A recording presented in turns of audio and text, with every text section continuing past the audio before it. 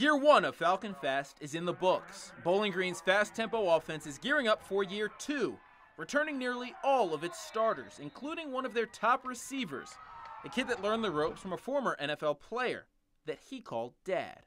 Ronnie Moore played defensive tackle at Northwestern Oklahoma State and was picked in the 7th round of the 2000 NFL Draft by the Green Bay Packers. Ronnie Moore is his son. Everybody think that he taught me a lot of stuff, but I just learned a lot of stuff just from watching him and being around the games. That's how I learned how to play my game and learn how to get better and stuff, just watching him. Before Ronnie blossomed into a star on the field, he was an 8th grade ball boy for the Seminole High football team, taking in the game from the sidelines.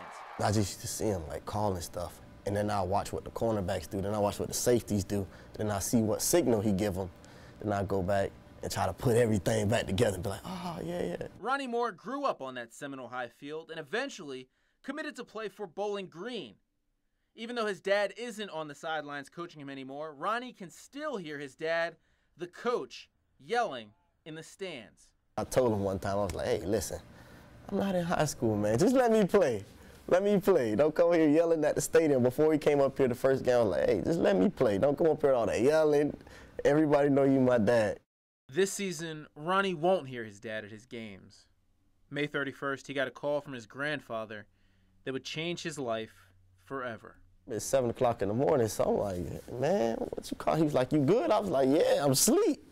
What you talking about? He was like, well, I was like, what's up, Granddad? He was like, well, you know your dad got shot. I was like, I just went in shock, like, nah, you lying. Because I had a bad dream that night, too, about something bad just happening. And I was like, nah, you lying, you lying. Ronnie Moore was shot and killed. He was 37 years old. Orange County deputies are still investigating the shooting. I mean, things happen, you just got to move on forward. Use it as motivation. I know he's watching over me in the sky.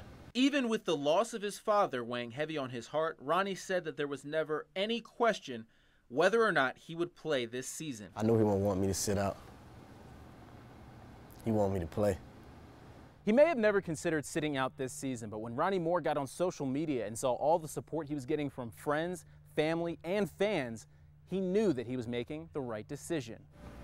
It's love. I'm thankful for all the fans and everybody who supported me through this disaster.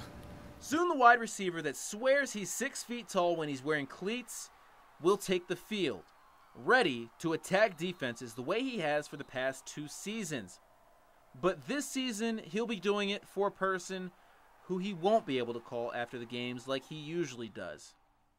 The man who was his best friend. Alex Glaze, NBC 24.